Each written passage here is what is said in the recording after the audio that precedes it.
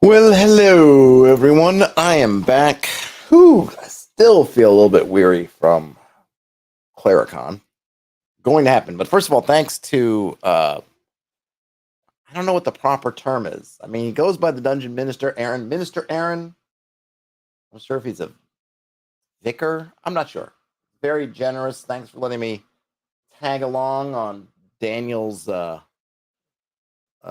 coattails. It was really good time. Only wish I could have done more. You just get tired though. You know, it's funny. Even though I didn't run any games, and at some point I'll have to actually run the game these cons instead of just playing them. But it's tiring. It's tiring after the drive, and then you're just kind of getting going. I just feel like you're sort of, I don't know, amped up. Amped up is probably a good word. You just, there's like that sugar kind of rush of it all, and then there's the crash. But I'm back. This actually, I mean, well, there's not much to see here because it's a nice cover screen, but it doesn't have anything. This is called Holmes and Clark. Now, Daniel mentioned this. We obviously did a lot of talking on the drive. Not much else to do. I mean, Daniel was driving, so he definitely had focus on the road. But we spent a lot of time chatting, and I know I kind of had this idea maybe record it. And I actually had a voice kind of recorder with us, but with me, I probably could have just set it up and did it. I don't know, you're just kind of talking, and then it always feels like the conversation is going to shift or change, or it just won't be the same. Next time I probably should just set it up, and then maybe we could ignore it. Also, Mr. Hobbs says by Aaron Clark. Awesome. I have no idea who Aaron Clark is.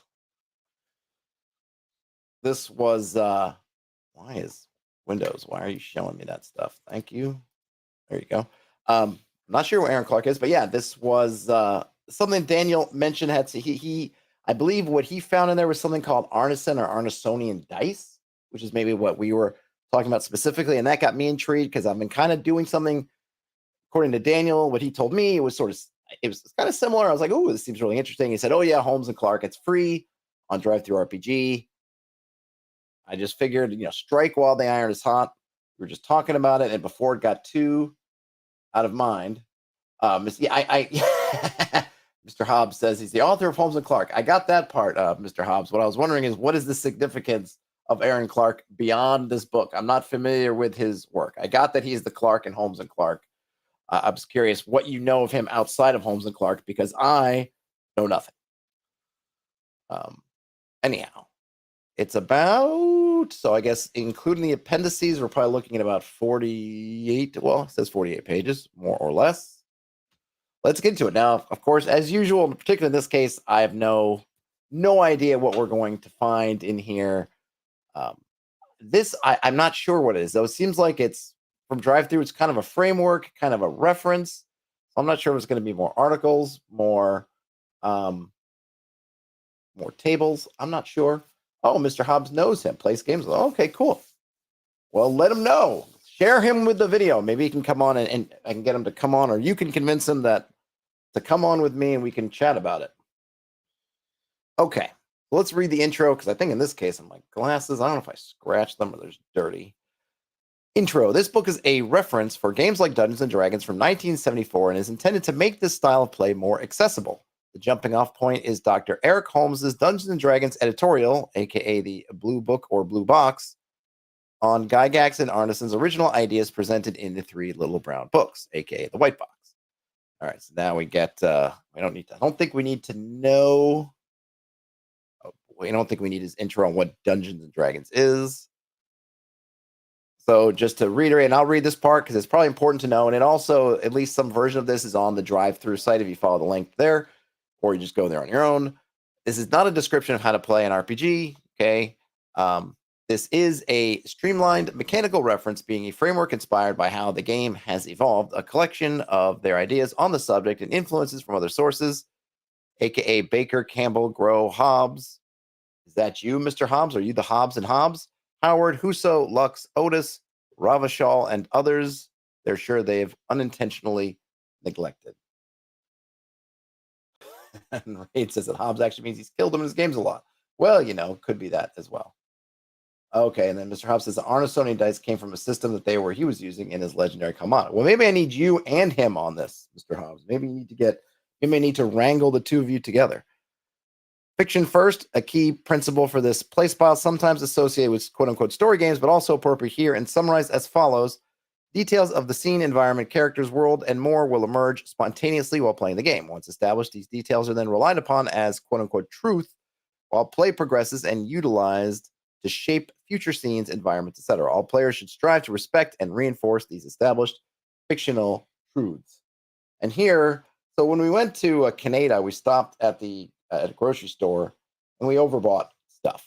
And one of the things I overbought, a bunch of which I think maybe are still in Daniel's car, maybe not, are these sparkling waters by I think this is the store brand for the grocery store whose name I've forgotten, but it's called Compliments.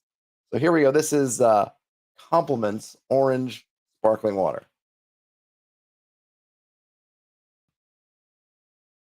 All right, so there is our intro. So here we go on to characters.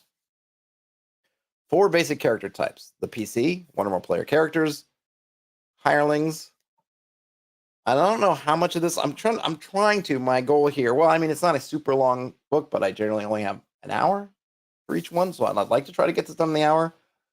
So I'm going to kind of scan and read what I hope are high points. If Mr. Hobbs hangs around, maybe he can cue me in as anything that I'm missing that's super important. So, for example, hirelings, I'm not going to read through the whole thing on hirelings unless there's something interesting, but I may skip down to the bottom. I'm also not sure if all of this is different from what's in the books and that these are his house rules, or if he's going to be reiterating stuff in the books. We'll just have to go along. And I am not a great book knowledge off the top of my head. Like, yes, this is in the books, or no, it's not. So I'm not going to try to separate necessarily because I'm not good at it. Okay, a PC may employ 1 plus their charisma modifier of hirelings. Larger contingents are certainly possible, but these would be managed by one of the PC's primary hirelings and are even further removed from the PC's control. I think this is pretty much somewhat standard. I want to say AD&D has something like that.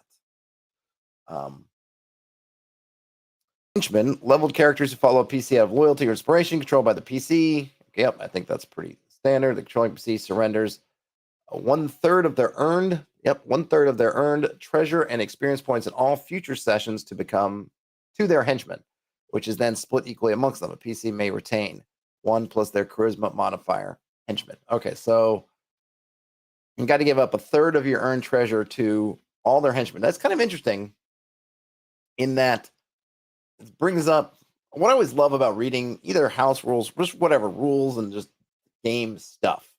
Is that it always gets your mind working at kind of, well, what does this mean? So if you think about it, if you are Robin Hood, let's say, and your original henchman is, I don't know, maybe what was this one guy? Like, Little John. Okay, so Little John is your primary henchman. He's the first guy you meet, and hey, Little John, join my ragtag band. That's just the 2 of us. Little John gets 1/3 of your XP and treasure and all that stuff, which, hey, great for Little John. Now you meet up with Friar Tuck. Suddenly, Little John and Friar Tuck are now sharing that 1/3 treasure between them. Does that mean, or would we think that maybe you might expect some jealousy between Little John and Friar Tuck, or just some competition between them? Because Little John, for some period of time, got that whole third was his. He had 100% of that pie. Now he's down to 50% of that pie. And if Robin Hood picks up Will Scarlet, then suddenly that half the pie is then cut into 1/3 of the pie. Right? Would this impact them, or is it just kind of it happens? But I always like this stuff because it gets me thinking. And all of a sudden, and that kind of system, it's like, oh man, your first hireling might have a little bit of annoyance at hirelings 2 and 3 who come in and are cutting into their share. Let's see. Oh, some more stuff on Aaron. Okay, so Aaron was just on the Nerds RPG Variety Cast. Okay. Cool. All right, so that's henchmen, monsters, or NPCs. DM control characters that often stand in direct opposition to PCs. Monsters specifically shall not be named by the DM, simply described and then referred to as monsters. Other players may choose to name these beasts. All right. Mr. Hobbs uses this henchman XP system for Kamada, but doesn't really consider it. I mean, it's just a choice. It's just something I think about, because usually I have, I just have each henchman gets that whatever share. Say, I don't know, for an eighth share, quarter share, what I forget what it is. I go with maybe it's a quarter share, and so that way each one kind of their piece, the overall PC's piece of the pie decreases because you keep giving out quarter shares. Obviously, that's going to degrade your piece of the pie. But in this case, right, the player's piece of the pie doesn't decrease. They give up a third to henchmen, and then they get that 2/3 all the time. And it's just that third that goes up and down. I mean, even if you put away the meta part of it, whether they get angry that on the first adventure, because they were the only henchmen, they got 1,000 gold / XP, and then you come back from the adventure, you hire another XP. Now they're higher on a henchman. Now maybe they only get 600 gold and XP. It does mean that the more hirelings you bring in, the slower they're going to level. Not you, because once you've gotten one hireling, your XP share doesn't change. But if you are able to say get 3 hirelings, they're leveling a lot more slowly than if you had the single hireling. So it's an interesting choice. That's all. Interesting. Okay, creating PCs. Each PC begins at level 1. Replacement PC begins at an average party level -1. Yes, Mr. Hobbs, henchmen are different than hirelings, but that's what I'm talking about. Henchmen, right? Henchmen. Okay, so you record 3d6 as Crom intended, assigned to the following stats. Death by farming is a thing. I don't know where this is going, but okay, so it's a YouTube video, so I'm clearly not going to do that. Strength, intelligence.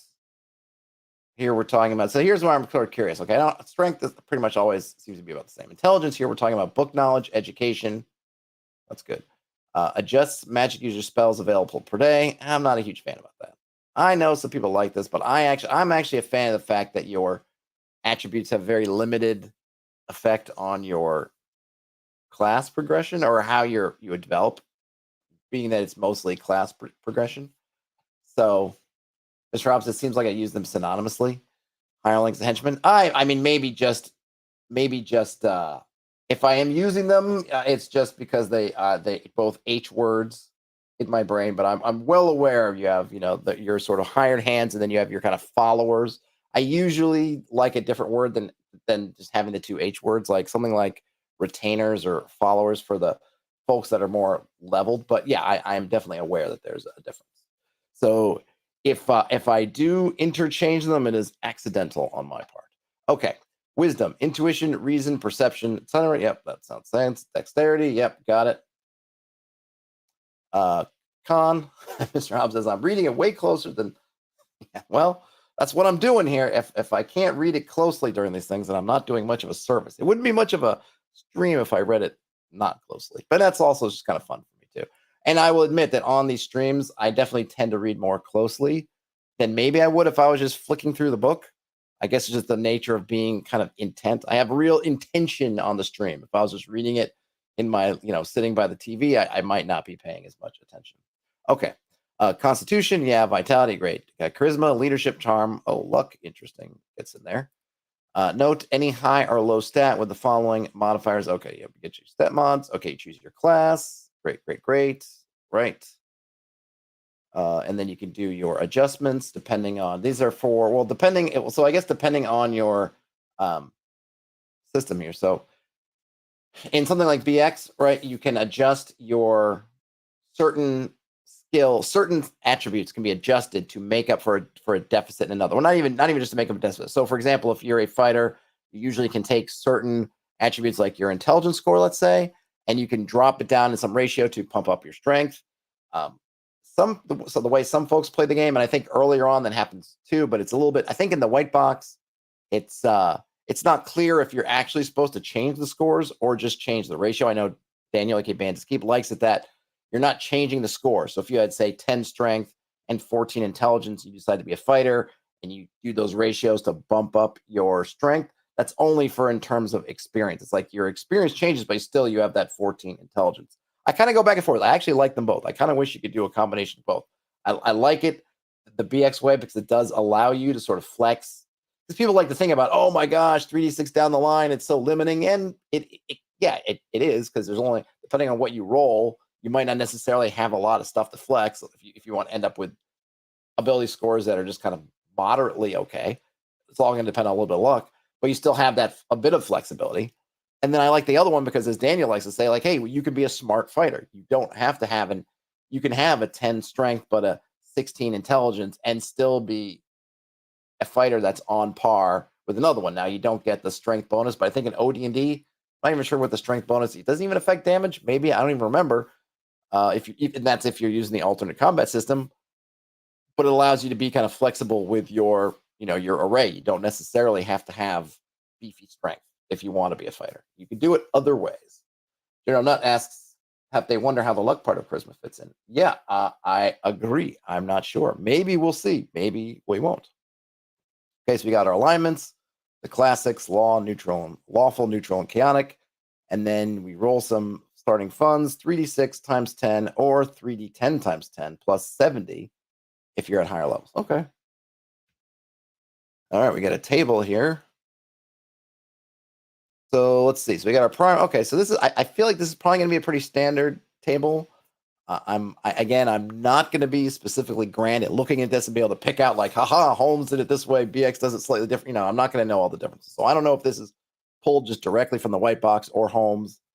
I'm presuming those are going to be the main touchstones. Those are the two specifically mentioned. So I'm guessing some combination of Holmes and the white box, and I'm not going to be able to remember which one goes where. So we just have our class options, fighter, their primary requisite strength, cleric, wisdom, magic user's intelligence, thief is dexterity, dwarf is the caret sign, and halfling is a caret sign. I'm guessing that means both dex. Just as a thing, we don't, in the next printing, we don't need to put the caret signs. Just put them in here. We're not saving any space. We're not saving any space by having those as carets. Just print them in there. Are dwarves? Is the dwarf prime requisite dexterity? I don't know. Is that what they mean, or is it just there isn't one? I'm not sure. What is it? Is there something that shows what that means? I don't know. Just fill it in. Fill it in. What is this? Elf? Need to have a Greek character and strength?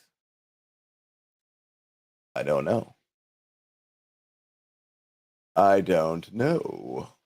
I'm more curious. So let's see what the kind of species your specials are. So this stuff is definitely coming out of either Holmes or I suppose Greyhawk, because you have thieves, and then dwarves, halflings, and elves can progress as thieves, or dwarves and halflings can progress as thief. It doesn't look like elves can. Dwarves get their improved saving throws. They get to see in the dark 60 feet. They get that passive detection of traps, slants, shifting walls, new construction. They speak Dwarvish.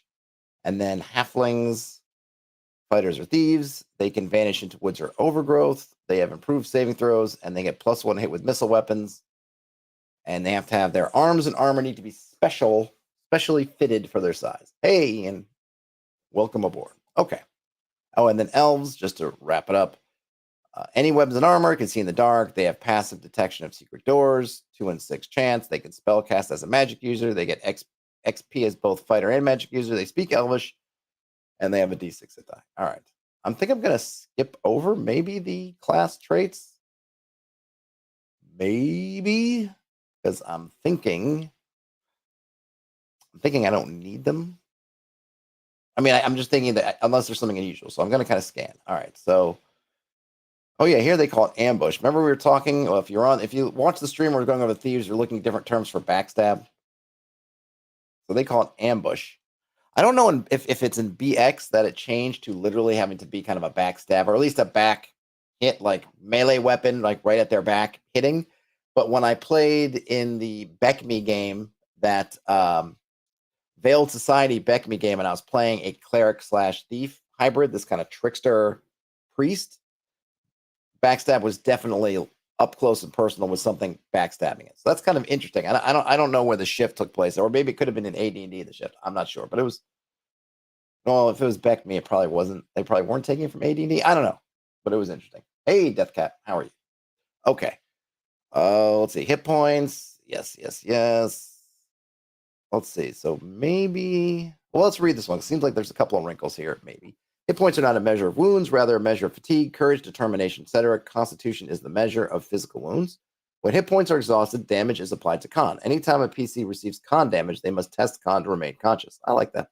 I think I've seen some kind of variations on this. And that's another thing I've thought about myself, because I always think about, you have these attributes.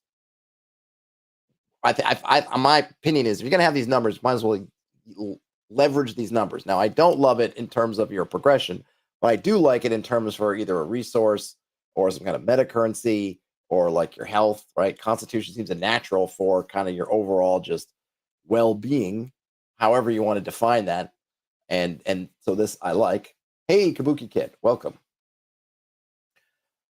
When hit points are exhausted, okay, I got that part. Any damage applied to con should result in drastic wounds. The PC and DM storyboard the grievous nature of the wound and the lingering effect. See Appendix W for some guidelines. Ooh, storyboarding of grievous wounds. Friends can check any unconscious PC, save versus death, plus any remaining con. Upon a successful save, the PC recovers with 1 hit point and 1 con if necessary. Wow, 1 con. If the save is failed, the PC has succumbed to their wounds. So does that mean that when you recover, hold on a minute, I'm not sure. Friends can check, right? So you fail your save, you go unconscious. You're going to save versus death. You can add all your any remaining constitution. So if you're dropped, let's say you had 10 con, you get dropped to you take 2 con damage, you're down to 8 con. You roll your death save, you get to add your remaining con, which would be 8 to your number. You fail that, maybe you rolled a 1 or something, who knows? Okay, now you're unconscious. But I assume since you had 8 con to begin with, if you do recover, you don't start with 1 con, right? That would be if you went all the way down to 0, or I'm guessing the if necessary is if you ran out of con, maybe. Smith says, what are you doing storyboarding grievous wounds? That's right. This is the new story game. You storyboard your grievous wounds. Mr. Hobbs says, sort of like Into the Odd. Okay, it's been a long while since I've looked at Into the Odd, so it's not front of mind, but I think I'm getting it. Dead PCs can be replaced at the earliest opportunity, being 1 level lower than the party average. Okay, I don't mind actually having PCs come back as level 1. Actually, I find that the math isn't that bad, especially if your party is, I mean, granted, if they're high level, then threats are higher, but at the same time, you're going to level up a lot faster than they will. But I don't necessarily have a problem with it. 1d6 hit points can be recovered with 1 hour of rest. Con is recovered at a rate of 1 point per day, or with the cure serious wounds equivalent. I like that. I like the idea that your hit points become a little bit more fluid. So maybe I might have that you gain less of them, since you're going to be getting them back so fast, and since they're not the ultimate damage. I'm not sure what that would be, but I might slow down my hit point progression at that point a bit. Monsters only have hit points, their HD being D8. Yep, that's fine. So I tend to use D6 for just everybody, but I'm fine with that. Increasing levels. When gaining a level, a PC may choose to gain additional hit points by rolling their hit dice, or take one of the following. Okay, so here they have added a little bit more meat to the level up. So you don't just roll your hit dice or roll an extra couple of hit points and then go with it. You can actually trade out some different things. So you can take it +1 to 3 different stats. There's a note here that was inspired by Nave. Okay. You can take a +1 to hit. You can take a +1 attack per turn. You can take a +1 save modifier. You can gain a weapon skill not normally permitted for that class, or another creative advancement in consultation with the GM. That's kind of a sort of a miscellaneous type thing. And then we have some class specific choices. So magic users and clerics can take the +1 spell memorization applied to any allowed spell level. +1 spell members. I guess that means you can memorize more than 1 spell. So I'm guessing. So you're a magic user. You're at first level. You have 1 spell you can memorize. You go up to level 2.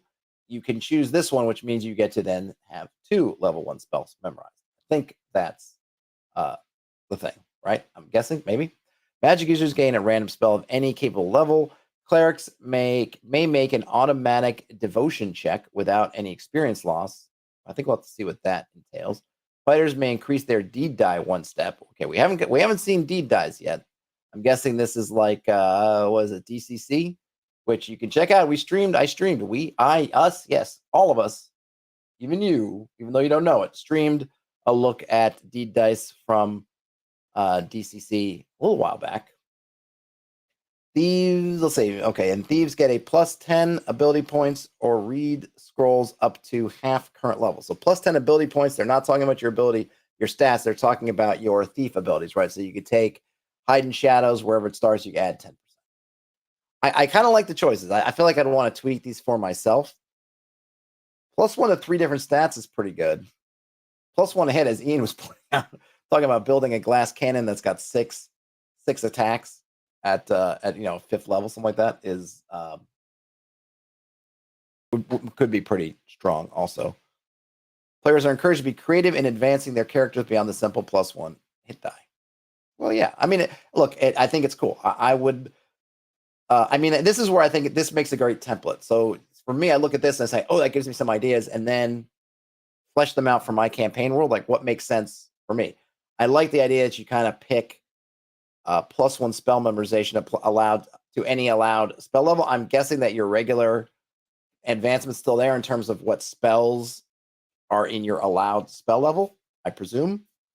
I think the idea of building like a glass cannon fighter, if you want to, I think there's a lot of ways. So what I like about it is you want to make a rangery type. So kind of glass cannony. You're not wearing heavy armor, but you're quick and you're using your bow and you're getting off a bunch of attacks with your bow. You can kind of see a way to do that without having to create a whole new ranger class. Presumably with a paladin, maybe you can do something similar, though. Maybe the holy part of the paladin, there's not necessarily a way to get there, but maybe you can. But I like it. So I've been thinking about kind of this idea we talked about on the Thief stream, which I thought was a good stream. If you haven't checked it out, check it out. We did a couple streams on Create Thieves, and I talked about this concept that I've been around in my mind about making packages of things and just saying like everything, all these things that are normally racial abilities are really just packages that anybody can take. And this kind of vibes with that, but now that we're doing it on a kind of level per level on that. But I think it's nice to give advancement a little bit of an oomph, because especially for fighters, it can be a little bit boring. It's like, okay, I got another hit die. Okay, I got some more hit points, and then I'm done. Other classes, it's a bit more fun, but it's very circumscribed. You don't get that kind of feeling like you do in a modern game. Like, I'm thinking even, I don't remember 2nd edition that well, but definitely 3rd edition and onwards, where you feel like you have a lot of kind of like interesting choices to make. I know it's part of that character charge in kind of game that I don't actually love that much, but I will admit it was fun looking back and seeing a whole menu of stuff that you can do to kind of make your person customize and make a character your own. Oh, storyboarding. A lot of storyboarding going on with spells too. Interesting. Okay. All right, so we just got the level charts. That's fine. We have equipment. That's good that it's there, but I'm not going to go through it because I don't care. Some equipment notes. 2 attacks every round. If unarmored and unencumbered, is that a dagger? What gets 2 attacks per round? Aha, I was right. Yeah, so that's definitely kind of a Holmes. Well, I mean, it might show. I think there are echoes of this, and it might be in Chainmail or maybe in OD&D too.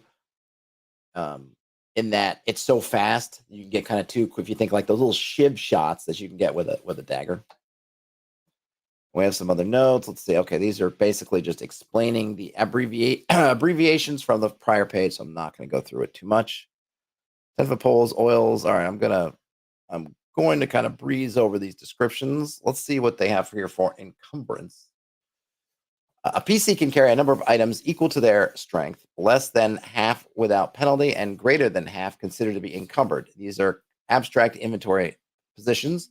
When exceeding this capacity, PCs automatically become fatigued. The most important consideration for encumbrance is a rational explanation of how and where a PC is carrying their equipment. Yeah, Daniel and I talked about this on the drive, and I like that a lot. I really feel like I more and more want to lean in these kind of high trust style, or just high trust assumptions that you're going to be playing, where you might say, like he and I were talking about it, and the PC comes up and goes, oh, I got 3 backpacks. And then you just have this thing like, okay, one backpack's on your back. Where are the other 2 backpacks going? And then, you can't just, it's not just to be abstracted away. Well, I still have so much encumbrance. So it's like, no, 3 backpacks, you got to put them somewhere. Explain how you're doing this. And I think as often the times when you actually work it out that way, it's going to kind of get sorted out without necessarily having to go to a ruling or a rule. It's just the player might go, I help eventually would go like, oh yeah, you're right. And you go, well, maybe I strap the other 2 backpacks to either side of this backpack. And then you go, well, that's going to hinder you quite a bit. They're going to be banging around your legs. You're not going to, it's really far from ideal. You can do it, but probably wouldn't recommend it. It's going to come into play whenever you're trying to do anything, not even just in combat, but just even regular movement. And then probably somewhere they're going to go, oh, you're probably right. All right, well, maybe I can put this in some pouches. And where do you put the pouches? Oh, okay, I put 2 of them on either side of my belt, one on the left, one on the right. Okay, where do you put your dagger? Oh, I put it in my boot. Okay, you can get a lot done by just hashing it out and having it conversationally, and it helps everybody have the context, and then you can tell the player, okay, right, the dagger's in your boot. Maybe that actually comes their benefit if they go somewhere and someone kind of pats them down for a dagger, doesn't check the boot, or just kind of gives them once over and say, yeah, he's unarmed, let him in. Oh no, the dagger, they didn't get it because it was in my boot. Let's see. Many small items can be consolidated into a single inventory position. Per DM ruling, 300 coins can be carried as a single inventory position. Some items, 2-handed weapons, heavy armor, etc., may require more than one inventory position. Check with the DM. PCs may choose a number to number their inventory positions should they wish to quickly access such an item. Roll 2d6. Let's see, less than or equal to the inventory position number to have immediate access to it. Oh, that's pretty cool. Bags and backpacks. These serve as containers, allowing a single inventory position. For some reason that phrase, inventory position, kind of reads a little funny to me. To carry multiple positions, small bags provide 2 positions. Large bags and backpacks allow 3 positions, essentially a 1-to-2 or 1-to-3 inventory to position ratio. All right, shields and helmets. Shields normally offer a standard +1 AC bonus. Larger shields provide greater protection and equivalent AC adjustment. However, the greater bulk of these items requires additional inventory positions to carry and applies a dex penalty. Helms also offer an AC adjustment, protecting a warrior's most vulnerable asset. Though these 2 are not without complications, for simplicity, helmets are always considered to be worn. So a small shield. All right, so we have a table here. Small shields, you get a +1 AC adjustment, takes up 1 inventory position, no penalties. Medium shields, you get +2, but then the penalties start to ratchet in, and it also takes up more space. Large shield, +3. Again, the sort of downsides start to go up, and then you have a helmet and a great helmet, and they both affect your listen attempts and your surprise attempts because you just can't hear as well, presumably because you're wearing a helmet. Let's see. Brian Smith says that they never saw the inventory number tied to a die roll before. That's cool. A good in between of you have all gear available at all times or tracking too closely what you have in each hand or in each toe. Tracking all the toe rings your PC would be wearing. Ah, yes, the infamous toe rings. Yeah, I know that's a nice abstract system, right? You just number it, and since you know that the average of a 2d6 is going to be a roll of 7, basically, you label things 1 through 6. That's essentially the stuff that's easy in hand. If you label something at 12, well, probably not going to be able to get to it. Or wait a minute, less than or equal. Oh, no. So maybe you want them on the high end. You're rolling 2d6. Oh, you want to roll the 2d6 you want to roll under. Yeah. So you want to do like 7, 8, 9, 10, 11, 12 for your high impact items. All right. So we got a usage die. That's fine. Light. So he's just got range and radius, burning times, and some notes. So a torch dropped. If it's dropped, it'll burn dim and may go out. If a lantern's dropped, it may spill and cause a fire. If a bullseye lantern's dropped, it can be masked, but can also be dropped like a lantern. I'm not sure if there's anything. Oh, he does say that light spoils dwarf and elf vision when those guys are around.